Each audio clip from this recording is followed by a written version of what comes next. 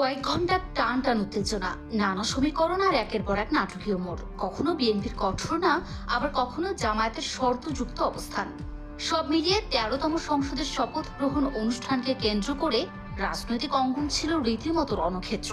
তবে সকল জল্পনা কল্পনার অবসান ঘটিয়ে অবশেষে শুরু হলো সংসদের নতুন পথ চলা। শপথ নিয়েছে সকল দল, তবে এই শপথের পেছনে রাজনৈতিক সমীকরণ ছিল রীতিমতো রুদ্ধশ্বাস। ত্রয়োদশ জাতীয় সংসদ, সকাল থেকে সবার নজর ছিল সংসদ ভবনের দিকে। তবে দৃশ্যপটের শুরুটা ছিল বেশ ধোঁয়াশাচ্ছন্ন।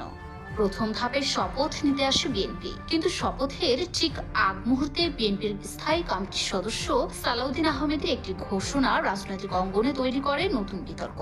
তিনি জানান, বিএনপির নবনির্বাচিত এমপিরা সংসদ সদস্য হিসেবে শপথ নিলেও সংবিধান সংস্কার পরিষদের সদস্য